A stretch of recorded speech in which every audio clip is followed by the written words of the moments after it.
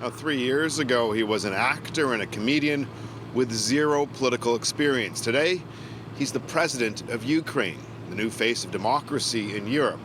He's galvanized global support, including here in Canada, and empowered civilians to pick up arms and join the resistance against Vladimir Putin and his war machine.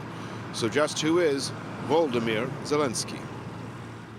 Подоляк тут, президент тут. It's truly a fairy tale. Я Volodymyr Zelensky. Я подарил свой голос. Before being elected president, Zelensky was best known in Ukraine for his starring role in this TV series titled Servant of the People, where he played a high school teacher fed up with corrupt politicians who accidentally becomes president. In 2019, life imitated art. He was actually elected president of Ukraine with an overwhelming majority of 73%. That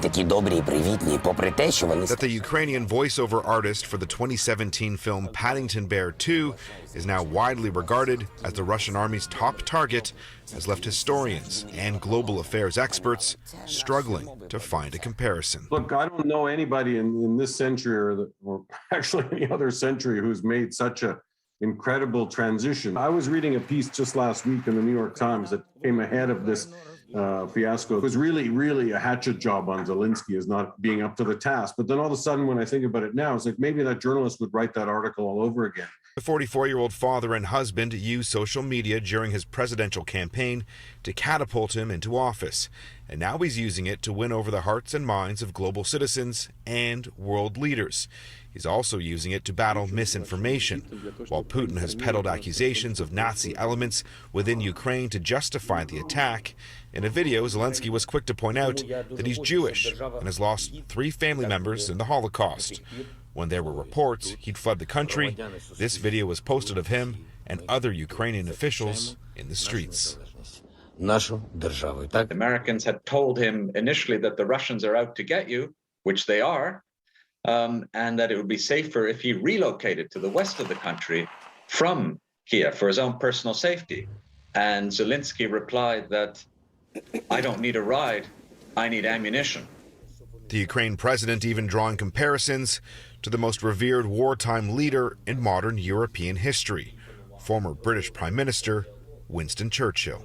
I think they're absolutely warranted. And in fact, Zelensky is at this moment in much greater personal danger than Winston Churchill ever was. I think we all have something in this conflict.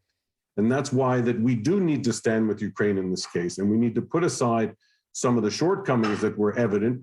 How Zelensky fares at the hands of Russia in the coming days, according to scholars, will impact each of us here in Canada. When I see borders like that questioned in such an arbitrary, manipulative, and totally false way, this really gets me going. And Canadians need to think about that because we know where this leads. It doesn't lead to a good place. It leads to utter catastrophes.